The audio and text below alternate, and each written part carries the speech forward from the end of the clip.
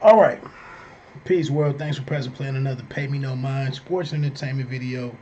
My name is Wood. I'm going to jump right into it. Had to talk about this King from King to a God album by Conway the Machine. Man, I've mulled it over I've listened to it about 4 times. I've mulled this thing over, and I don't think I can avoid calling it a classic, especially a modern day classic. It's 14 songs, 11 records with 3 interludes from the late DJ Shay. You've heard 3 or 4 of these already. Frontlines has been out there, what, 2 months?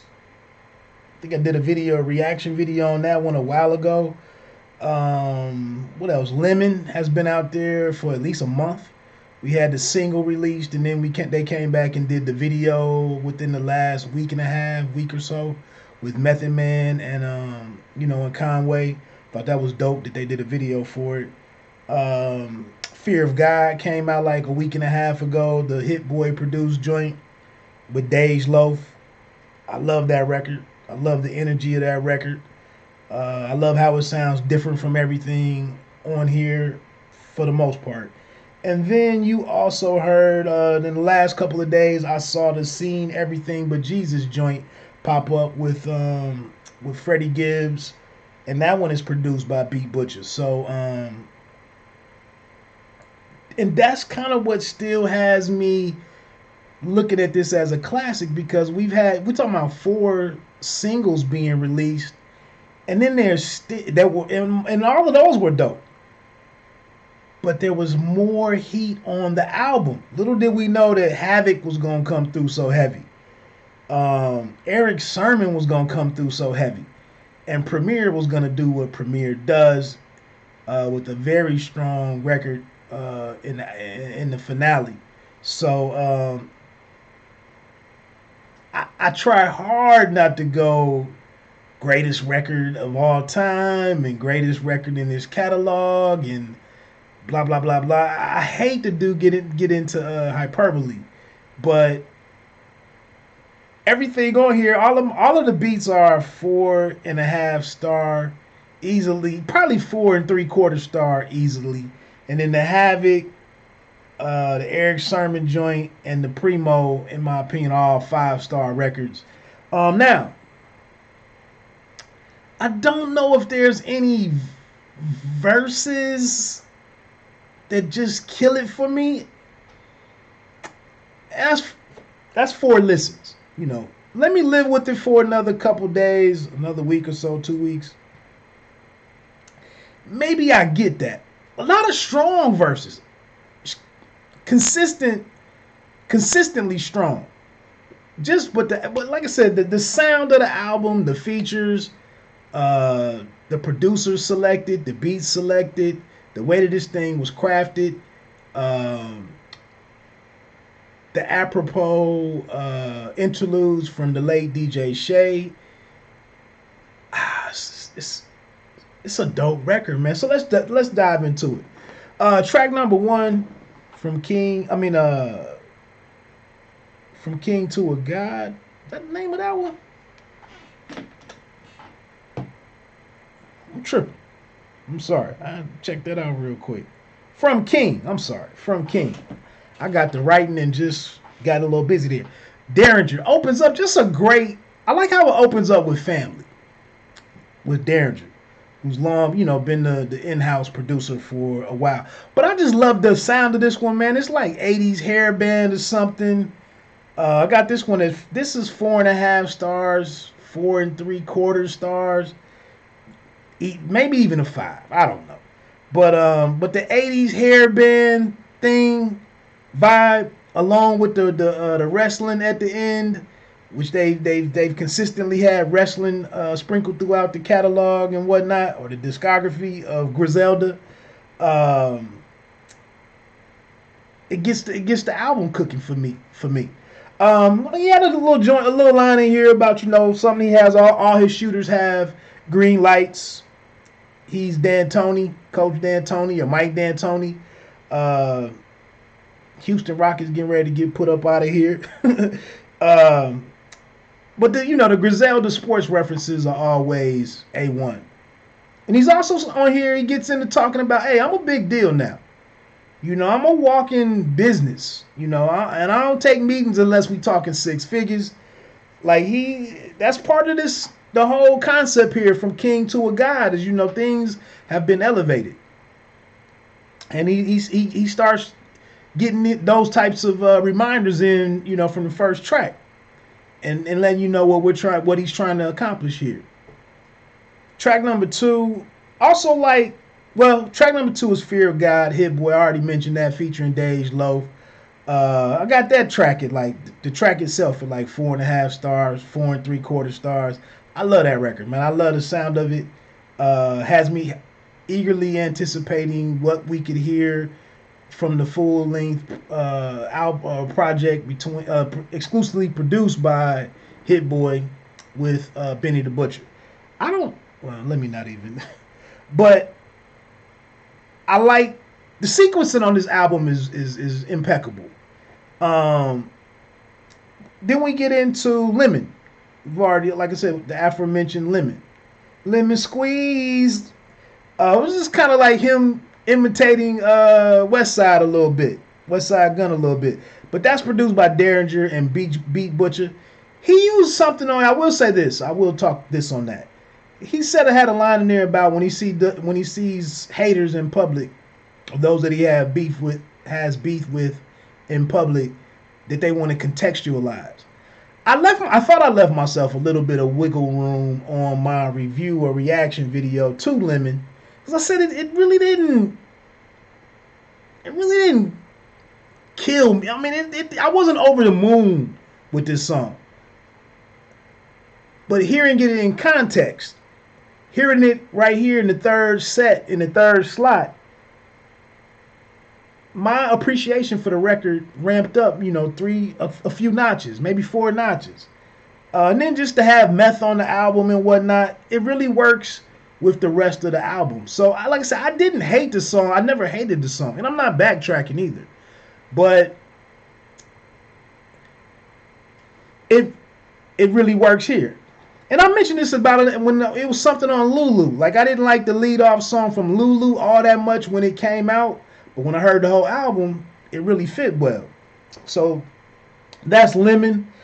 Track number 4, this is a little over 5 minutes. Doe and Damani, produced by Alchemist and Derringer. I think Alchemist might have produced the first half of that one. Then somewhere 2 minutes and 30 seconds or 2 minutes and 40 seconds or something, the beat changes up. Both of these samples are key driven, piano driven.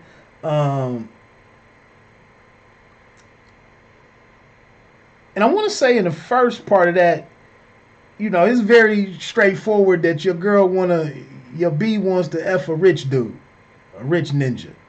And then it gets on the second part of it, and a sample from a Bishop talking about, I'm holding the gun because I already got the MF and gun or something. But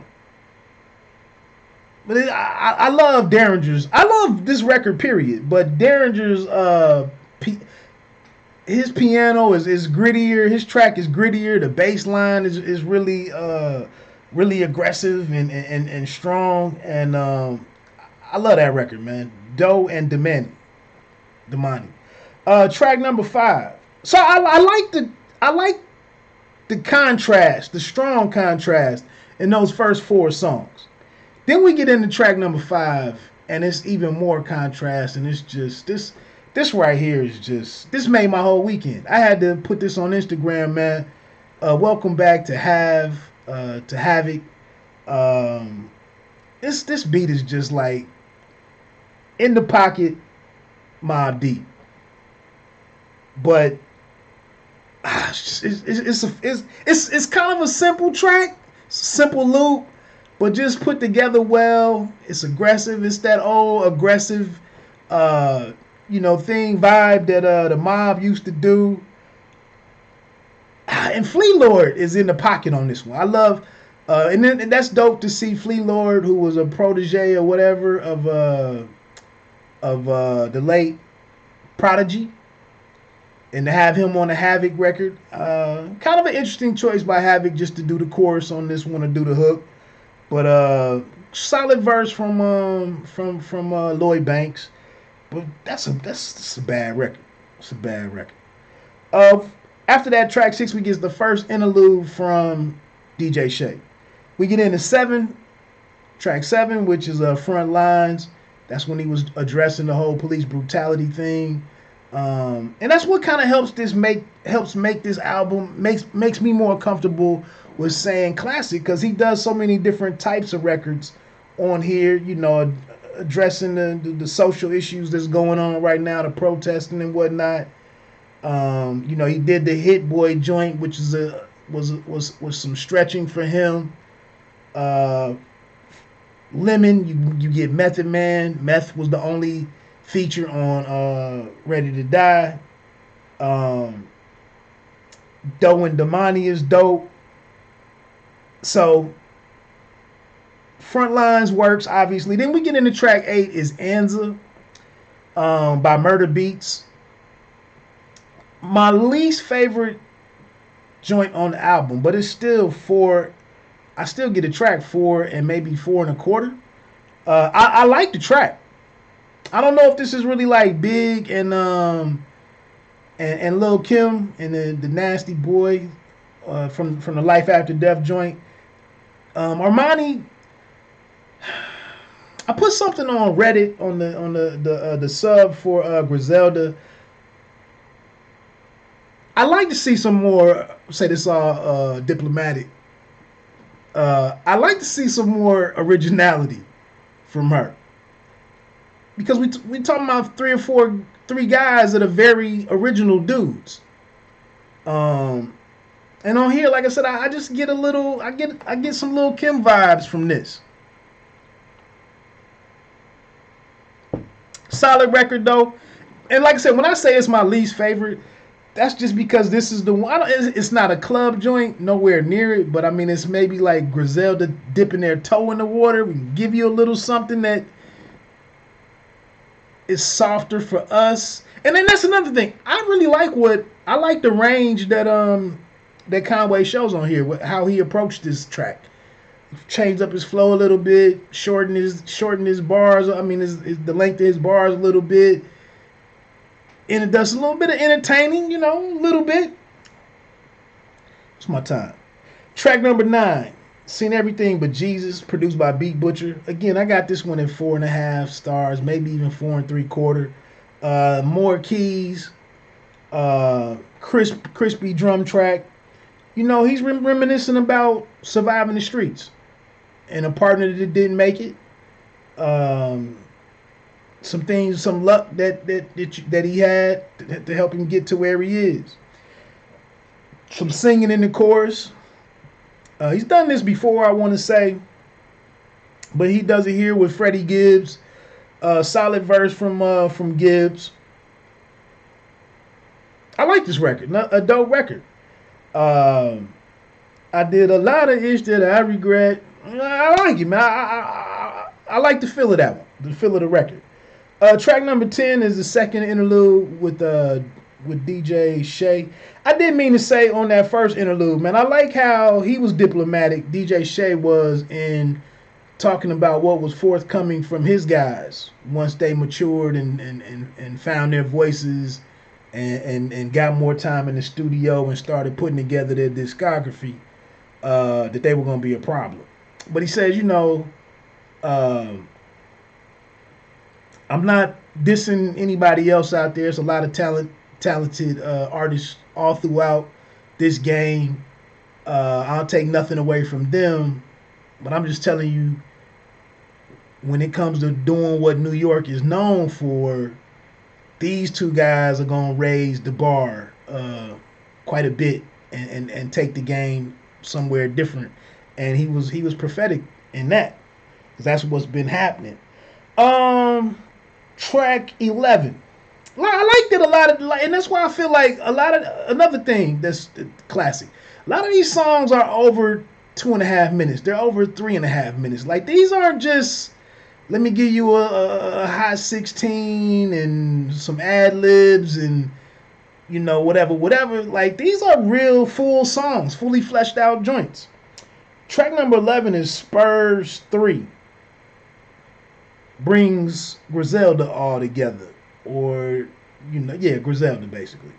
I was going to say the guys from What Would Sheen Do? This is produced by Beat Butcher. It's like some wind chimes or not really xylophone type sounds and whatnot, with some percussion. It works though. I like it. It's dope. He's on here, Conway is talking about, me and Gunn, gotta be honest, man, we're influencing you can find our influence on pretty much everything right now. It took a while to start happening, but it's happening. And he goes on and says a lot of these songs are starting to be, a lot of all of this presentation, that how everybody is coming, it's all very Griselda-esque. He's not lying. The album covers, it's just, they've started a lot of trends. They also got a lot of dudes that they're connected with. They got a large extended family. I love the opening bars from Benny on here. Something about the pot with the coke on the edges. Something that says crooked homicide detective. He does what he does with the end of this coming up in the playing the anchor on the track. I also thought it was a pretty good verse from West Side Gun.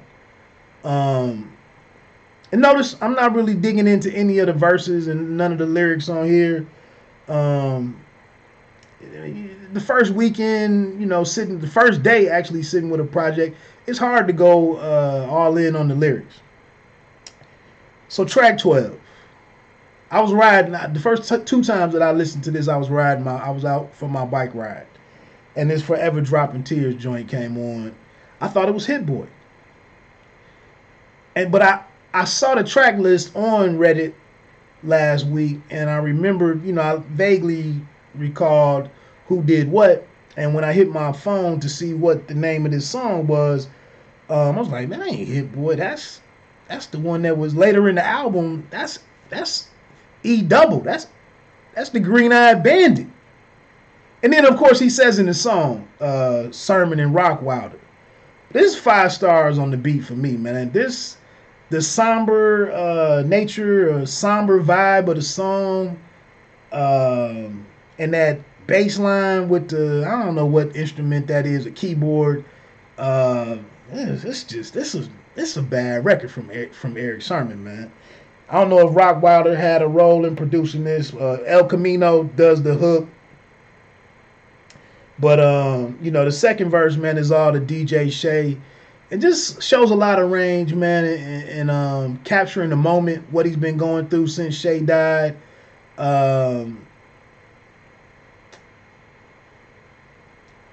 This is kind of a beautiful hip-hop record, man. I mean, unfortunately, the motivation, what inspired it was this relationship with DJ Shay, but and the loss of DJ Shay.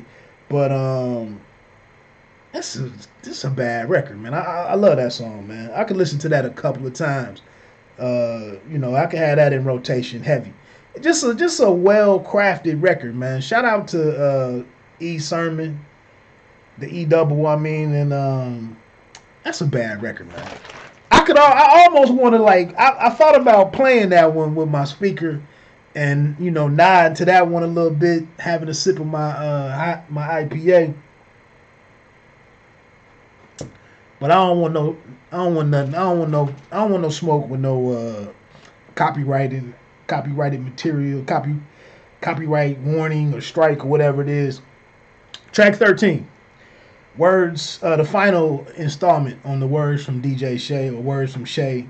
I just like how he loved his team, man, and seeing it come to fruition. Track 14 is a big surprise because I'm a Crisis fan. I love Crisis's production, and he's kind of got this. I don't know if it's called a lazy drum on here. It's not a ghost note, I don't believe, but the drum track is dope. And then I don't know if this is a sample or if this is something that Crisis played.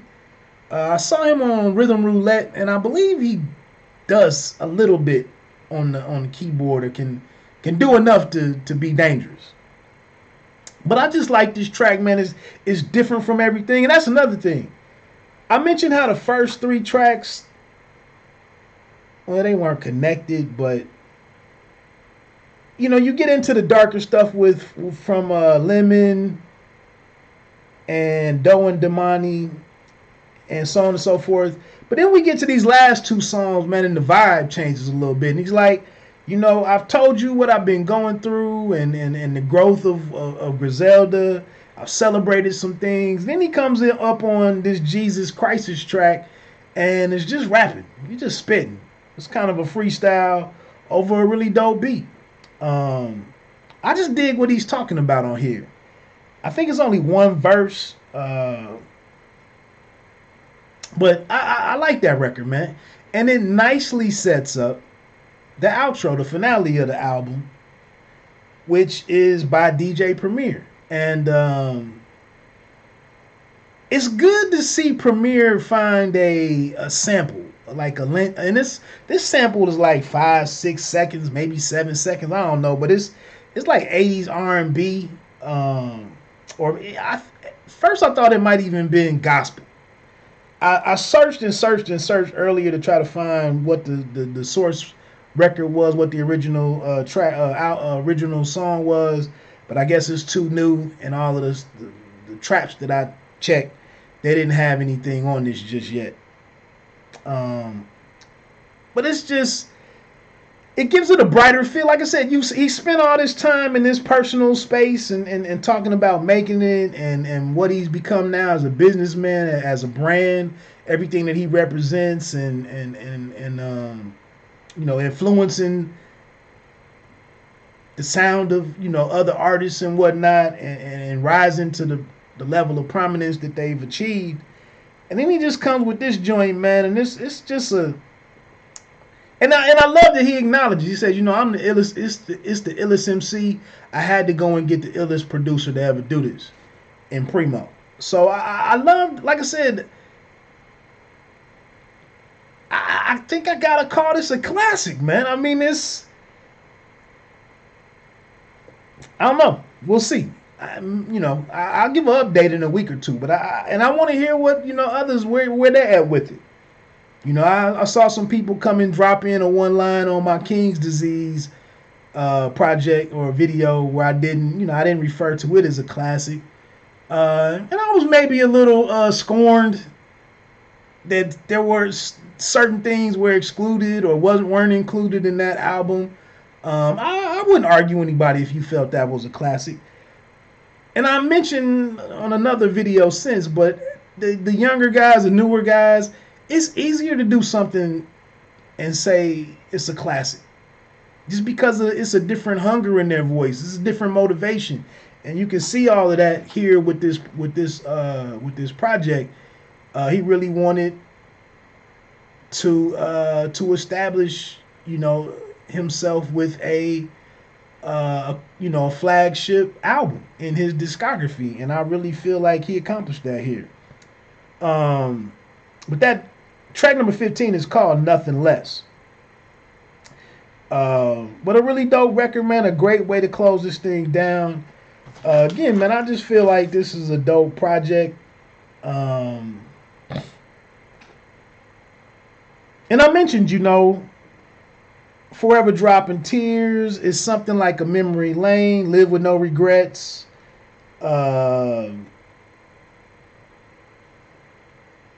Juvenile Hell has that old Mob Deep. I'm a fan of this record, man. I'm a big fan of this album. I'm sorry, and I think it's job well done, man. So salute to Conway, Griselda, Drumworks, Derringer, all the producers involved. It's great to see the OGs, the veterans come out. Havoc, Eric Sermon, and that's what I mentioned too, man. I almost hate even talking about this album because Sway in the Morning. He mentions Sway in the Morning, and Ebro was something that he mentioned in the. I can't remember what song it was in now, but Oh, it was in Spurs 3. But I forgot what I was getting ready to say. I don't know, man. I hope you enjoy it. Um, and we'll see what comes down the pipe next for these guys, man. My name is Wood. You don't have to be great to start, but you have to start to be great. Peace.